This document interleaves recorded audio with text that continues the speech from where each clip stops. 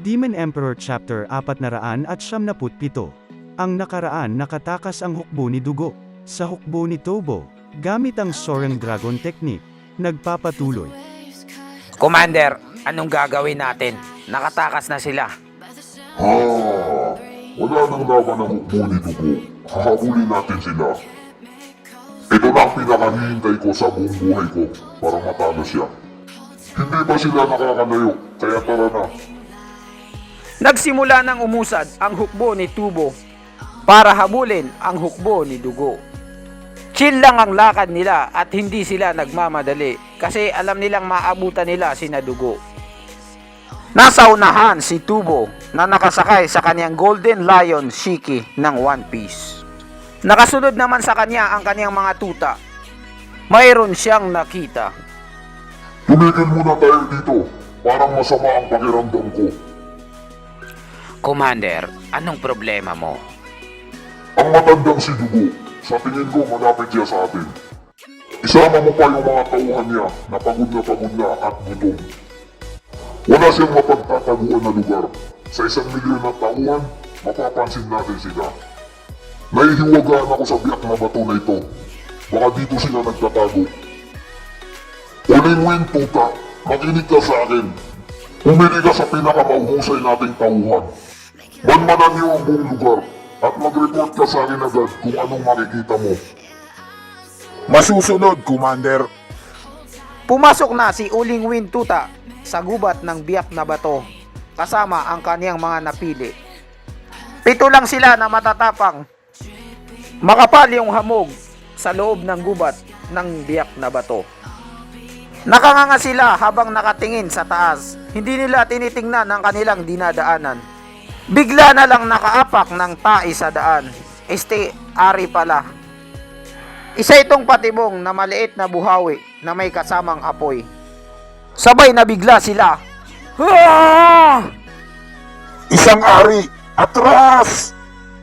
Nabigla si Uling Wing Tuta sa nakita niya. Haya! Dugo Feng! Ikaw ba yan?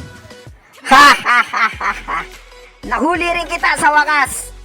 Isa palang malaking patibong ang biyak na bato sa hukbo ni Tubo.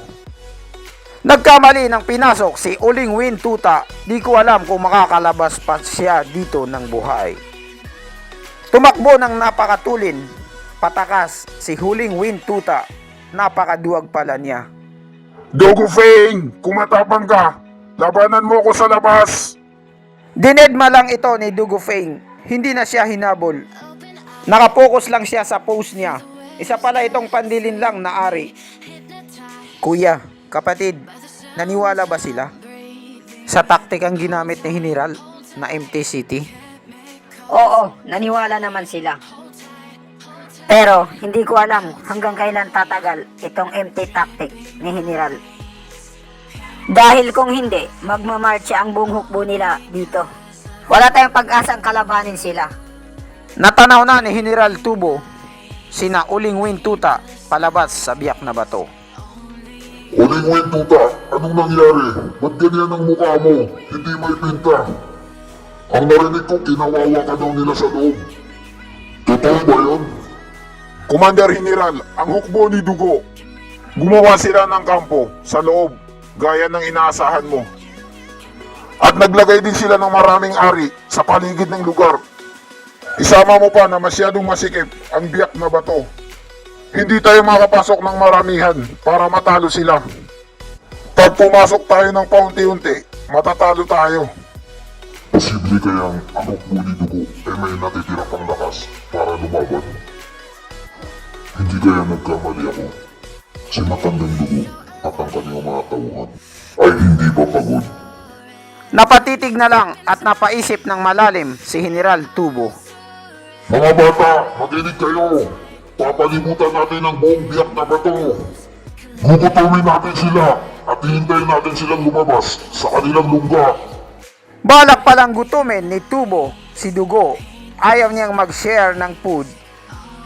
Samantala, sa panig naman ng hukbo ni Dugo, sa loob ng biyak na bato, kasalukuyang nagpapahinga at naghihintay na lang ng pagkain Nagpapainit na sila ng tubig at lugaw. Halatang nanghihina na sila, malnourished, dahil wala silang makain na masustansya, no budget. General, ang mga hukbo ng taga Mindanao, wala silang bayag. Takot sila, hindi nila kayang lusubin tayo. Napapaligiran na nila tayo. Pinutol na nila ang mga supply ng kuryente at tubig. Kasama na yung pagkain. General, anong magiging order niyo?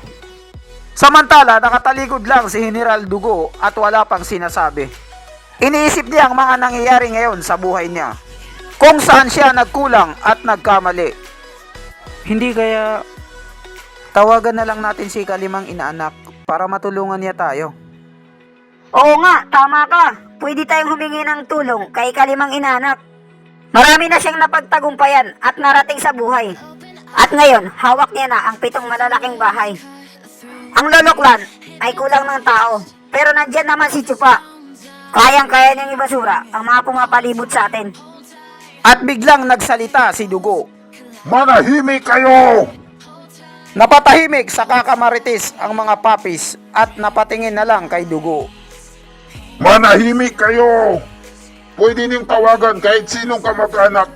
Basta wag lang si Kalimang inaanak. Bakas sa mga muka ng mga papis na nalungkot sila sa narinig nilang sinabi ni Dugo. Halata rin sa muka ni Dugo na malungkot siya. Mula nung makuha ni Chupa ang Dragon Soul at nakita siya ng kamahalang emperador, si Kalimang inaanak ay nasa buntot niya lagi at sunod-sunuran sa kanya. Simula noon, ang pagsasamahan natin kay Kalimang inaanak ay naputol na. Bawat tao ay may kani-kaniyang tinatahak na landas. At saka, kani-kanina lang ay gusto nating wasakin ng loloklan. At ngayon nasa bingit na tayo ng katapusan natin. Tapos hihingi tayo ng tulong sa kanila. Nasaan ang kahihiyan? Parang wala tayong hiya pag humingi pa tayo ng tulong sa kanila. Tama si General Dugo, hindi dapat makapalang face. Pero General, si Kalima, wala naman sa kanya yun eh. Kahit pagkatapos pa rin ng lahat, ikaw pa rin ang tinuturing niyang inaama sa puso. Nanlaki ang mata ni Dugo dahil natouch siya sa sinabi ni ikatlong inaanak. Napapikit siya ulit dahil nahihiya siya. Makinig kayong mabuti at itatak niyo sa mga kukote niyo. Huwag na huwag kayong magchat-chat o tatawag kay Kalimang inaanak. Pag ginawa niyo yan, magkakaroon ng marsyalo ni Marcos sa inyo.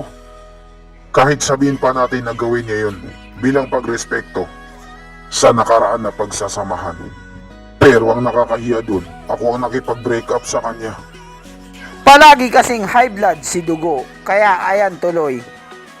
Hindi ako matatawag na dugusan para gawin ang isang nakakahiyang bagay. Gagamitin ko siya para iligtas ako sa pagkakabitag. Never over my dead body. Talagang matigas ang ulo ni Dugo, stubborn. Subukan niyo lang ipaalam sa kanya. Dinudungisan niyo ang maganda kong pangalan. Itatapon niyo na lang sa putik ang lahat ng pinaghirapan ko. Wala na akong mukhang may papakita sa mga tao. Nagwawala na si Dugo. Ayaw niya talagang malaman ni Yunhay ang kalagayan nila. Hanggang sa iniwan na lang siya ng mga papis, baka sakaling lumamig ang kaniyang ulo.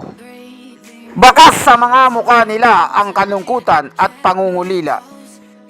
Malaking kuya, pangalawang kuya.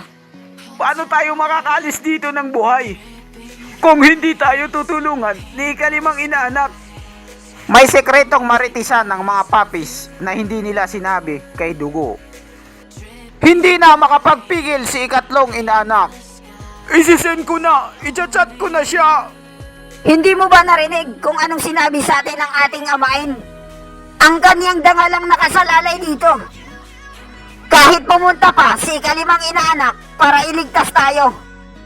Pero ang ating amain, Makinig muna kayo sa akin. Malaking kuya, pangatlong kuya, pang-apat na kuya. Hindi niyo ba napansin na parang may kakaiba? anong pinagsasabi mong kakaiba? Ang kamahalang emperador ay nag-chat sa atin sa messenger. Pagkatapos ng laban ng pamahalaan at ang Loloklan, ang naging paglalakbay natin ay sobrang napakadali. Tapos bigla na lang siyang nag-message ulit sa atin na bumalik tayo sa imperyo sa kalagitnaan ng pagsisimula ng laban. Hindi ba halata na ang Kapitolyo ng Imperyo ay nagkaroon ng himagsikan? Kaya humingi sa atin ng tulong ang kamahalang emperador. Hindi yan ang pinupunto ko. Ang issue dito ay kilala natin ang kamahalang emperador. Siya ang utak sa mga nangyayaring kaguluhan sa buong bansa. Pati na rin ang naging hidwaan na laban ng Loloklan at ang pamahalaan. Siya lahat ang makakakuha at makakatanggap ng lahat ng benepisyo. Donasyon galing sa ibang bansa na itutulong nila sa mga refugees ng digmaan sa bansa. Tapos bigla na lang siyang masa-surprise attack. Di ba nakakapagtaka yun? Ano kaya ang nasa isip ng ikalawang inaanak ni Dugo? Pinagbibintangan niya yata ang mahal na emperador na siya ang may kagagawan ng mga nangyari sa kanila. Abangan! At dito nagtatapos ang chapter 497. Maraming salamat sa panunood, sana nagustuhan nyo mag-subscribe para laging updated.